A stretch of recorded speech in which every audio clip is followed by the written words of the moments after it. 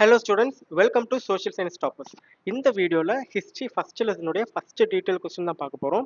History first லெசனுடைய explanation videos எல்லாமே தனியா ஒரு பிளேலிஸ்ட் கிரியேட் பண்ணி வச்சிருக்கேன்.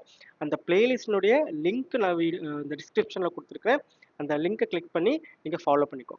ஓகே, இப்போ ஃபர்ஸ்ட் லெசனுடைய ஃபர்ஸ்ட் டீடைல் கொஸ்டின் என்ன அப்படின்னா causes of the first world war, முதல் உலகப் போருக்கான காரணங்களை விவரி அப்படின்னு சொல்லியிருப்பாங்க.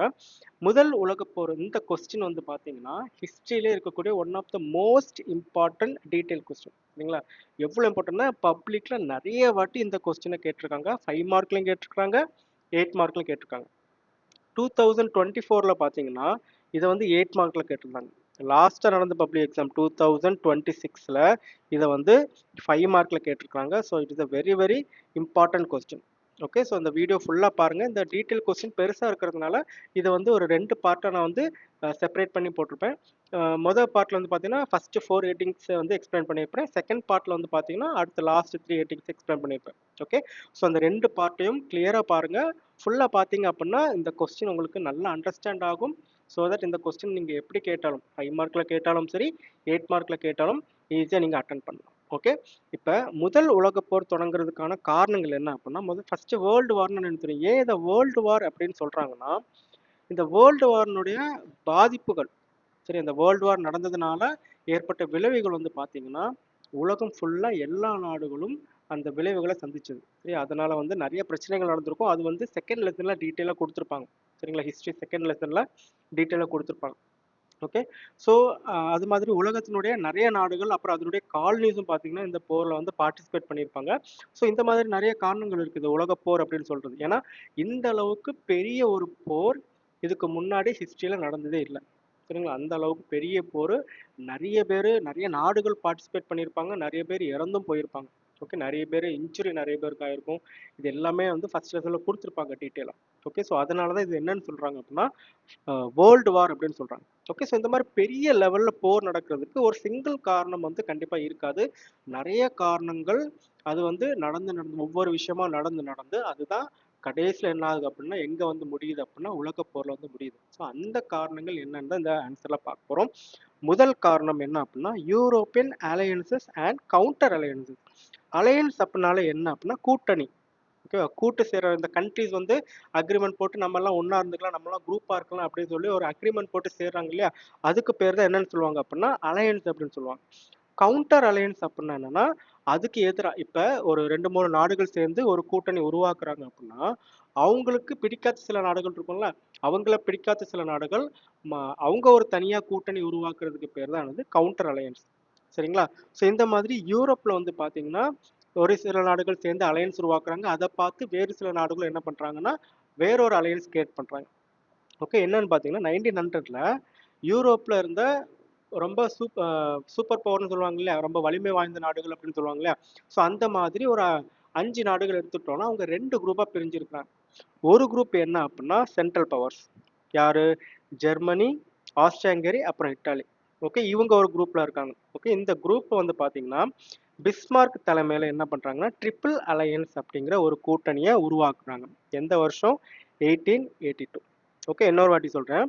அதாவது 1900ல யூரோப்ல வந்து பாத்தீங்கன்னா சூப்பர் பவர்ஸ் ஒரு 5 சூப்பர் பவர்ஸ் பாத்தீங்கன்னா 2 குரூப்பா பிரிஞ்சிருக்கிறாங்க. மொத குரூப்ல யார் இருக்காங்க அப்படின்னா சென்ட்ரல் பவர்ஸ் இருக்காங்க. ஏன் இதை சென்ட்ரல் பவர்ஸ் அப்படின்னு சொல்றாங்கன்னா இந்த கண்ட்ரிஸ் எல்லாமே ஜெர்மனி, ஆஸ்ட்ரியா-ஹங்கேரி, இட்டாலி இந்த மூணுமே யூரோப்பினுடைய சென்டர் பார்ட்ல இருக்கும், சென்டர் பகுதியில் இருக்கும். அதனால சென்ட்ரல் பவர்ஸ் அப்படின்னு சொல்லுவாங்க. ஓகே, ஸோ இந்த 3 நாடுகளும் வந்து பார்த்தீங்கன்னா பிஸ்மார்க் அவருடைய தலைமையில ட்ரிபிள் அலையன்ஸ் அப்படிங்கிற ஒரு கூட்டணியை உருவாக்குறாங்க 1882ல. ஓகே, அடுத்த ஆப்போசிட் குரூப்ல அதாவது கவுண்டர் அலையன்ஸ்னு பார்த்தோம்னா அந்த கவுண்டர் அலையன்ஸ்ல யார் இருந்தாங்க அப்படின்னா பிரான்சும் ரஷ்யாவும். ஓகே, முதல்ல இந்த 2 நாடுகளும் இருந்தாங்க. பின்னாடி வந்து பாத்தீங்கன்னா பிரிட்டனும் அவங்க கூட ஜாயின் பண்ணிப்பாங்க. பிரிட்டன் ஜாயின் பண்ணதுக்கு அப்புறம் அந்த கூட்டணியை என்ன சொல்லுவாங்க அப்படின்னா ட்ரிபிள் ஆன்டான்ட் அப்படின்னு சொல்லுவாங்க. ஓகே, இந்த ட்ரிபிள் ஆன்டான்ட் அப்படிங்கிறது எந்த வருஷம் உருவாக்கியிருப்பாங்க? 1907ல உருவாக்கியிருப்பாங்க. இதை நம்ம 2 மார்க்லேயே பார்த்துருப்போம். 2 மார்க் கொஸ்டின் ஒன்று வரல, நேம் த கண்ட்ரிஸ் இந்த ட்ரிபிள் ஆன்டான்ட் அப்படின்ட்டு ஒரு 2 மார்க் கொஸ்டின் இருக்கும். அதில் நம்ம ஆல்ரெடி பார்த்துருப்போம். ஓகே, இந்த பிக்சரை பார்த்தீங்கன்னா உங்களுக்கு ஒரு கிளியர் அண்டர்ஸ்டாண்டிங் கிடைக்கும். ஸோ 1900ல பார்த்தீங்கன்னா யூரோப்ல இருந்த பவர்ஸ் வந்து பார்த்தீங்கன்னா 2 குரூப்பாக பிரிஞ்சிருக்கிறாங்க. ஒரு குரூப் பேர் என்ன? Triple alliance. இன்னொரு குரூப் யார்? ட்ரிபிள் ஆண்டான். இந்த ட்ரிபிள் அலையன்ஸில் யாரெல்லாம் இருந்தாங்க? ஜெர்மனி, ஆஸ்ட்ரியா ஹங்கேரி, அப்புறம் இட்டாலி. ட்ரிபிள் ஆண்டான்ட்ல யார் இருந்தாங்க? பிரிட்டன், பிரான்ஸ், அப்புறம் ரஷ்யா. ஓகே, இது வந்து உலகப்போர் தொடங்குறதுக்கு ஒன் ஆஃப் த ரீசன். அடுத்து ரெண்டாவது ரீசன் என்ன அப்படின்னு பார்த்தீங்கன்னா, militant forms of nationalism. Nationalism அப்படின்னாலே என்னன்னா தேசியவாதம் அப்படின்னு சொல்லுவாங்க. அதாவது ஒரு நாட்டு மக்கள் அந்த நாட்டை வந்து ரொம்ப நேசிக்கிறதுக்கு பேர் தான் என்னது? நேஷனலிசம் அப்படியே சொல்லுவாங்க அப்படின்னு சொல்லுவாங்க. இப்போ அந்த நேஷனலிசமே ரொம்ப அட்வான்ஸாக போய் ரொம்ப முத்தி போச்சுன்னா அது எங்கே போய் விடும் அப்படின்னா மிலிட்டன்ட் ஃபார்ம்ஸ் ஆஃப் நேஷனலிசத்தை கொண்டு போய் விடும்.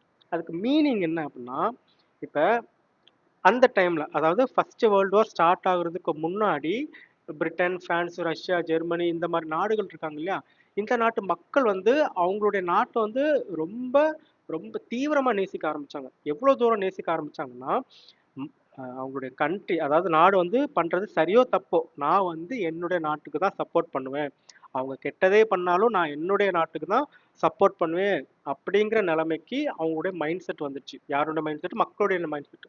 ஓகே, ஸோ அந்த நேஷனலிசம் வளர்ந்து வளர்ந்து எந்த லெவலுக்கு வந்துச்சு அப்படின்னா, my country is right or wrong, I support it அப்படிங்கிற ஒரு மனநிலைக்கு மக்கள் வந்துட்டாங்க. ஓகேவா?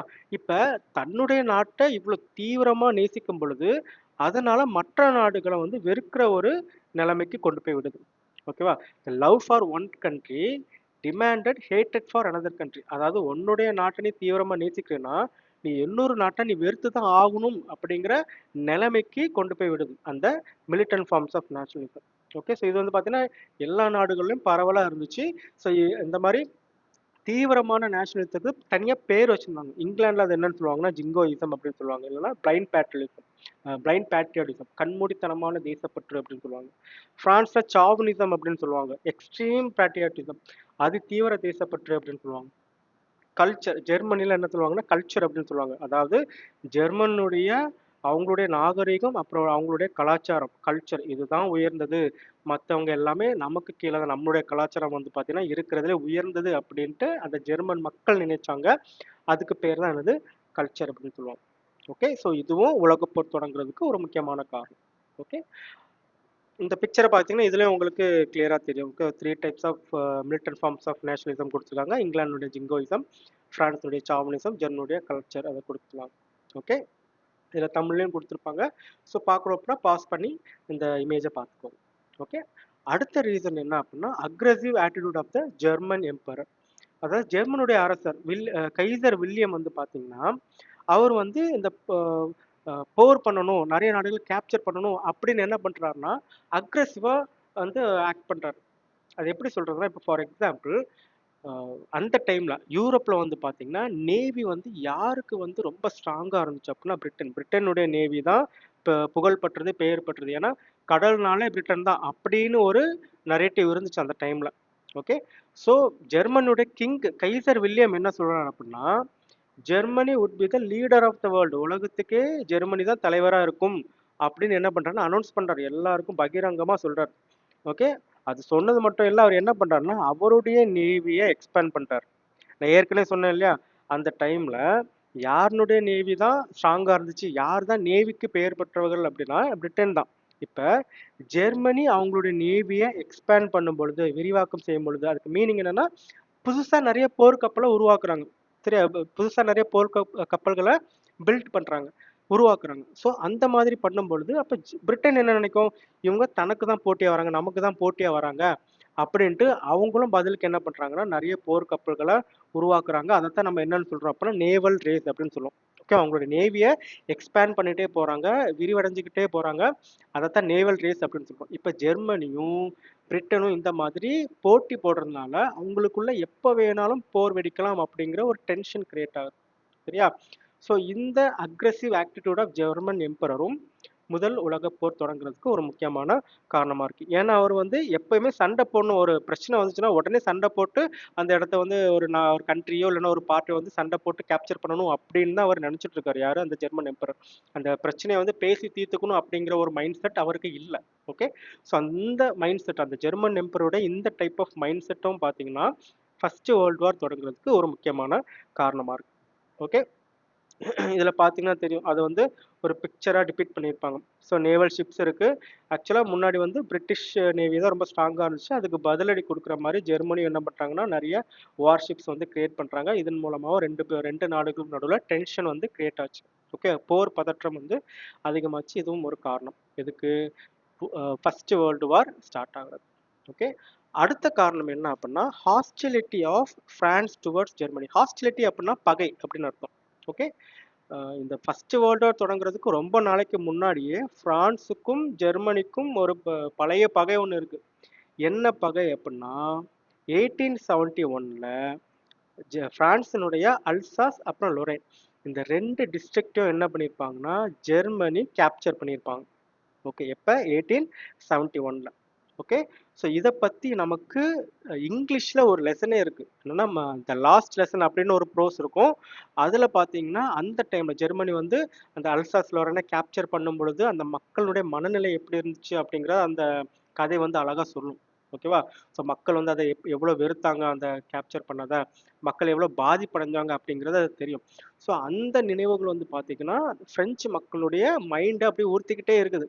ஜெர்மனி வந்து நம்மளுடைய இடத்த இப்படி கேப்சர் பண்ணிட்டாங்களே அப்படின்ட்டு மைண்டில் அவங்களுடைய மைண்டை ஊர்த்திக்கிட்டே இருக்குது. ஓகேவா, ஸோ இது வந்து எப்போ நடந்துச்சு 1871ல. அந்த டைம்ல இருந்தே ஜெர்மனிக்கும் பிரான்ஸுக்கும் பகை தான் இருக்கு. ஓகே, அது மட்டும் இல்லாமல் ஜெர்மனி என்ன பண்ணுறாங்க அப்படின்னா மொராக்கோவில் பிரான்ஸினுடைய தலையீட்டை வந்து மூக்கு நுழைக்கிறாங்க. அதாவது மொராக்கோ வந்து பார்த்தீங்கன்னா அரபிக் கண்ட்ரியில் அந்த ஆப்பிரிக்காவில் இருக்கக்கூடிய ஒரு அரபிக் கண்ட்ரி. ஓகே, நான் மேப் காமிக்கிறேன் பாருங்க. இந்த மேப்பில் பார்த்தீங்கன்னா தெரியும் இந்த இடத்துல இருக்கக்கூடியதான் மொராக்கோ. இப்போ இந்த மொராக்கோவில் வந்து பிரான்ஸ் வந்து அவங்களுடைய இன்ஃப்ளூயன்ஸை செலுத்தணும், அவங்க வந்து அந்த இடத்த கேப்சர் பண்ணணும் அப்படின்னு நினைக்கிறாங்க. ஓகே, ஆனால் ஜெர்மனி என்ன பண்ணுறாங்க அதுக்கு ஒரு குறுக்கால நிற்கிறாங்க. ஓகே, அதுக்கு ஒரு தடையாக இருக்காங்க. அவங்கள வந்து ஈஸியாக அந்த மொராக்கோ ஏரியாவை வந்து கேப்சர் பண்ண விடாமல் தடுக்கிறாங்க. இதுவும் பார்த்தீங்கன்னா பிரான்ஸுக்கு ஜெர்மனி மேலே கோபத்தை அதிகரிக்கிறதுக்கு ஒரு முக்கியமான காரணமாக இருந்துச்சு.